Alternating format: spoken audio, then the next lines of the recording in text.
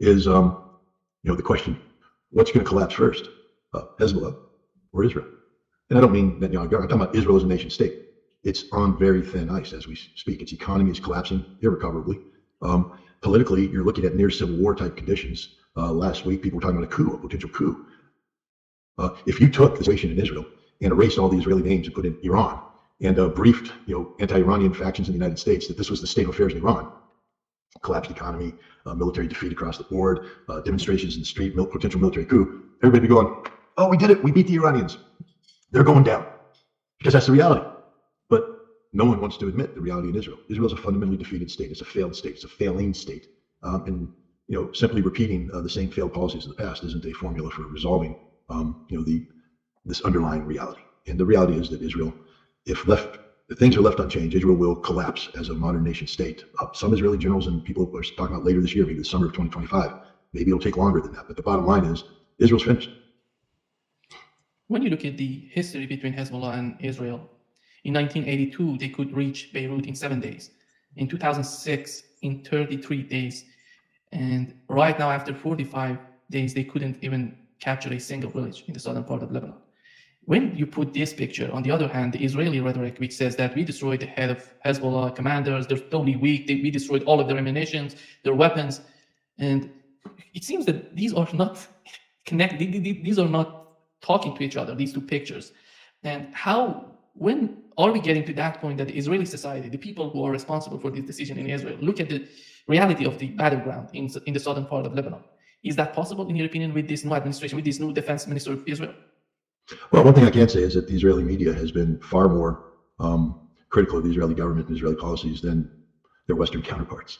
In the West, we're not allowed to. If you publish word for word some of the stories that come out in Haaretz here in the West, they say, "Oh, that's anti-Semitic. You're against the Israelis. You're pro-Hamas." But wait a minute, this was published in an Israeli newspaper, mainstream Israeli newspaper. The Israelis know what's going on.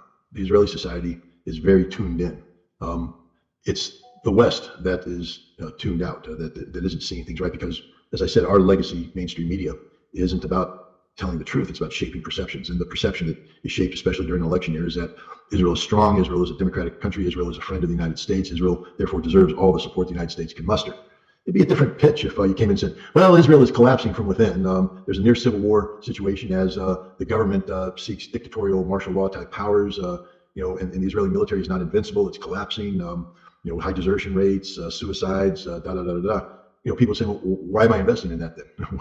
Where's the return on the investment? And so in the West, we have to continue to fool ourselves into believing that the land of milk and honey is indeed the land of milk and honey, and worthy of our continued investment, when the reality is it's not the land of milk and honey, probably never has been the land of milk and honey, and you can't speak of investment when you're simply throwing good money after bad. Do you find it serious when in Israel, again, Israel Katz is talking about attacking nuclear facilities in Iran? So far, they attacked Iran. Iran said that they're going to respond to Israel's attack. So far, we haven't seen anything coming out of Iran. And right now, it seems that Israelis are thinking of attacking Iran nuclear facilities. Are they serious about what they're talking about, or is it just a rhetoric out there?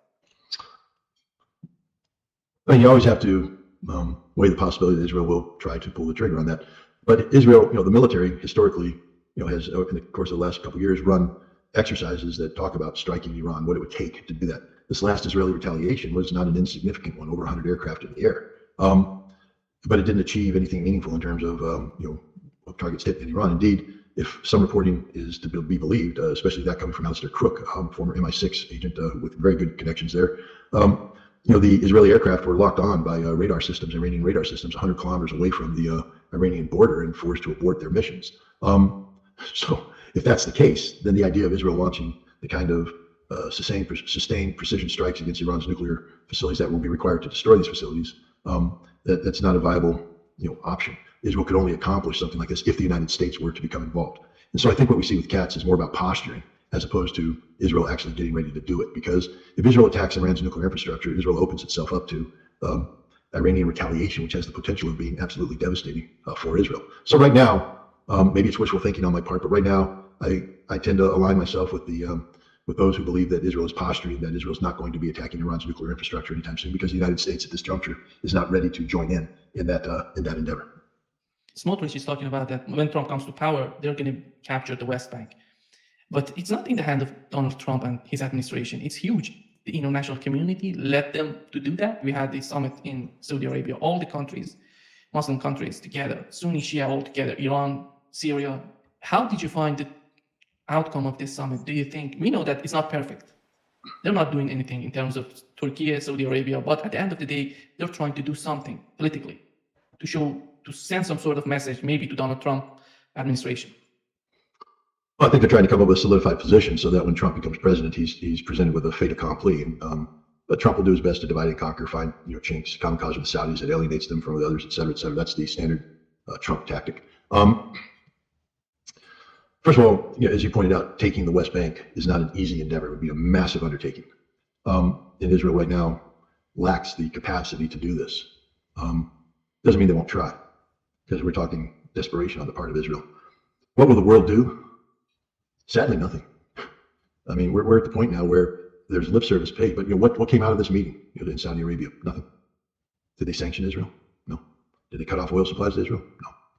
No. Are they threatening military intervention? No.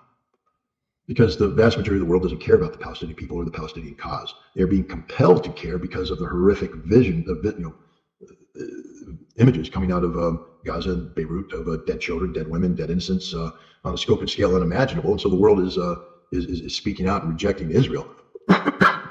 But it's empty resolution, it's empty speech. There's nothing of substance that's been put out there. And so Israel basically has carte blanche to continue the genocidal murder of Gazans. I mean, we have the Israelis pushing people around inside Gaza to and fro willy-nilly with no disregard for their rights, for their lives. We haven't seen this kind of a human displacement, forcible human displacement, in open-air concentration camps since the Nazis pushed the Jews around the Warsaw Ghetto. Or liquidated other ghettos in Poland. So and this is the scale that we're talking about. And yet the world's not doing anything except talk. So Israel, I think, feels empowered by that. But again, the reality is that Israel is collapsing, is dying. The quickest way to bring about the physical destruction of Israel would be to make a move to take the West Bank violently. Because this would lead to a confrontation that would inevitably bring about global intervention, not just for a ceasefire, but for the reversal of the West Bank settlements, compelling Israel to take them down as they did with the Gaza settlements back in 2005, I believe. And this will create a civil war in Israel, and Israel won't survive that civil war. So again, I mean, if I were advising the Netanyahu government, I would say, rather than slitting your own throat, we should be talking about how we, lock the Palestinians into the current fait accompli, the status quo, which includes legitimizing Israeli settlements in exchange for a Palestinian state, because Israel can't be in the business of taking down these settlements, because the moment Israel is compelled to take down these settlements as part of a broader, negotiated into this, there will be a civil war. The settlers will not go easy. They will fight, and it will be Jew killing Jew, Zionist killing Zionist. That's the inevitable outcome of this. So this is very narrow, short-sighted thinking on the part of the Israeli government. But if we're expecting the world to stand up and do the right thing by the Palestinian people, I think we'll be waiting in vain. The Iranians and Hezbollah and the Houthi and to a lesser extent Syria, but the popular militias in Iraq, they're the ones that are supporting Palestine. But Egypt, Jordan, Saudi Arabia, United Arab Emirates, Kuwait, the Gulf Arab, they're not. But if they don't accept any sort of relationship with Israel, as long as there is no Palestinian state, that's a huge pressure. Don't you think that the United States would consider that as an important issue for Israel? It's a very important issue for Israel. We have to ask ourselves, how deeply grounded is this position taken by the attendees in Saudi Arabia at the Saudi Arabia summit? From the Trump perspective, they'll just simply try to buy them off, and Trump will have more credibility than genocide Joe Biden in talking with people. And I don't, I see the stance being taken by these nations as a matter of political expediency, not because of deep-seated, genuine feelings about the Palestinian people. The Palestinian people continue to be betrayed by those who should be supporting them the most, their neighboring Arab states. Turkey. Remember, Turkey, when it was the Ottoman Empire, had the Palestinian, had Palestine. We're talking this barely 100 years ago. So there's corporate memory there. And these are the nations that should be supporting Palestine, but they don't. And so I have to ask myself, how fiercely are they willing to fight diplomatically, economically, et cetera, for a Palestinian state? And I think history has shown us that the answer is not much. So I take their principled stance today with a heavy grain of salt. Whenever we talk about the policymakers in Israel, Netanyahu is the main character of the policies in Israel. as we talked about it before, you mentioned anybody that replaces Netanyahu, maybe he would not be able to change the policies of Israel. But at the end of the day, we know how important Netanyahu and his character is. How he's so smart in manipulating the policy in the United States. He has a lot of connection in Washington. He has a lot of leverage personally, which we haven't seen it from Naftali Bennett, for example, for instance. How right now we know that in Israel after these assassinations, his popularity just is increasing. But when you learn his son is talking about that Shin Bet is trying to overthrow his father, and it's in the Times of Israel, or Guardian, they reported this. Do you think that there is something going on in Israel that we're not aware of in terms of Netanyahu's position? I mean, first of all, we have to acknowledge that Netanyahu is one of the great political survivors of all time. This is a man who, for the last 4 elections, I guess, people said it's over. Netanyahu is out, at the end of the Netanyahu era, and yet he continues to come back and make a comeback. So anybody who, seeks to sell him short, do so at your own risk. He's a political survivor. But I would say he's never faced the situation that he faces today. Again, Israel is a failing state. In some cases, it's a failed state in terms of how it functions economically and societally, domestic politics. It's not a healthy state. Netanyahu in the past was believable when he said, I'm looking out for the best interests of Israel. Today, nobody believes that. Everybody knows that what's driving Netanyahu is personal political ambition, the preservation of a political legacy that's now threatened by the twin stains of corruption charges and, of course, the failure of October 7th. And if he can't reverse the current policy directions, he'll be stained by that as well. And so everything Netanyahu is doing today is about staying in power. And it makes it difficult for your average political scientist who's trained to look at a whole host of geopolitical inputs, energy security, religion, things of that nature.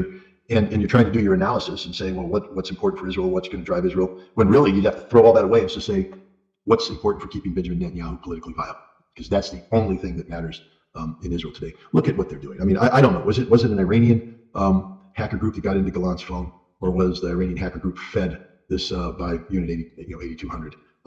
But this is where we're at today, where the Netanyahu government is benefiting from the politics of personal destruction, and that's what they're doing to Gallant, and that's what they'll do to others. That's where we're at in terms of the status of Israeli domestic politics. If you disagree with Benjamin Netanyahu, it's not that you're going to enter into a battle of ideas. They're going to go into the politics of destruction, and they'll do whatever they can to take advantage of whatever human weaknesses that you may have manifested over your life, and they're going to use that against you.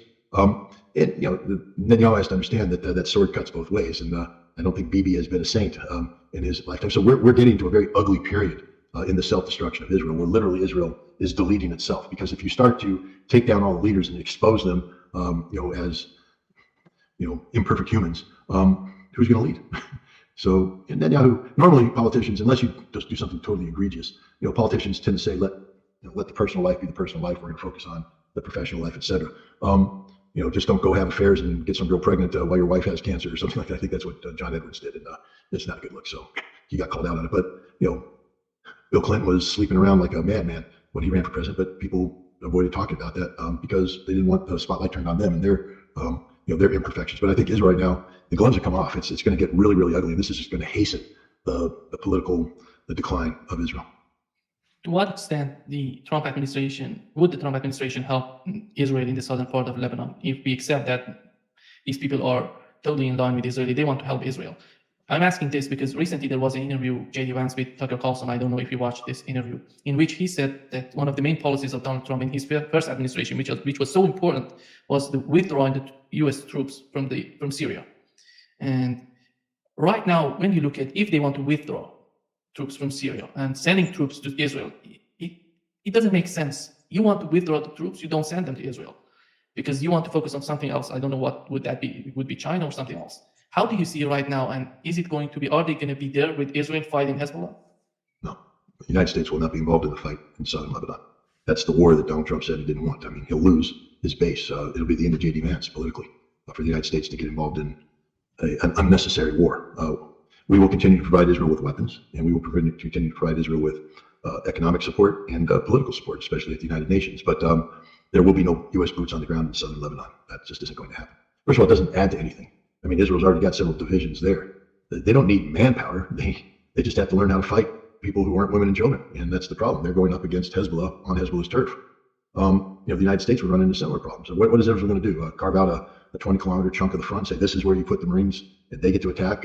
America would never go for that. We're not going to allow a Marine division to go on the ground in southern Lebanon. It's just stupid. So I'm not worried about direct American military involvement. We will continue to support the Israelis, but this is the limit because Israel is losing, and nothing we can do is going to change that outcome. Hello guys, welcome back to my channel. Today I am back with another new video. Marked a location. In this video, Watch I out. have started playing BGM Watch out. again. Watch out. And we are Marked a location. 4 person are landing and beside the school area. And luckily,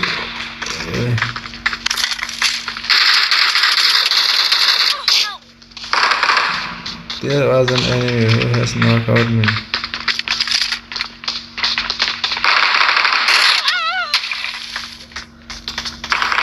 Thank you guys who are watching until then. I have finished my enemy in this match.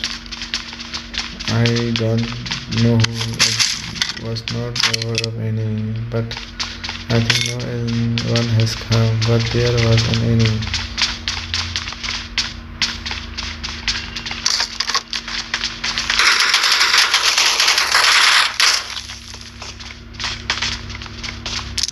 There is an enemy.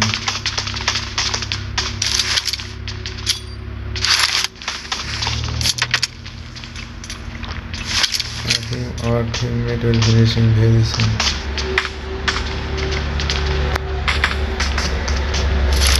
Because he is lonely and he is not like a pro player, I think.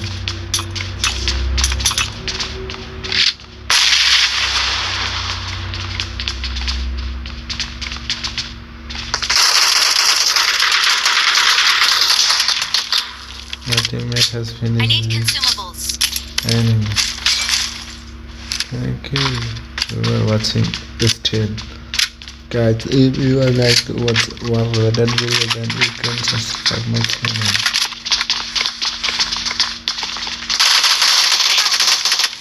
Visual in my channel, I upload all related videos. My 2 teammates are finished. Still 2 teammates are Wait. alive. So guys, watch my video.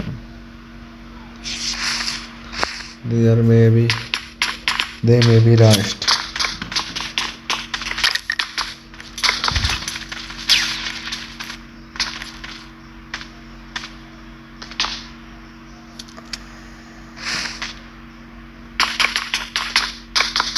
They did not rush. Their fighting ran down. So guys, keep watching.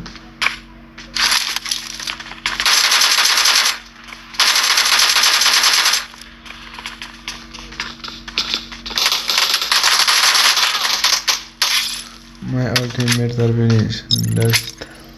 Thank you for watching. Until then, my video is going to end here. I'll be back with another video next time. Thank you and best of luck. Thank you for watching until the end.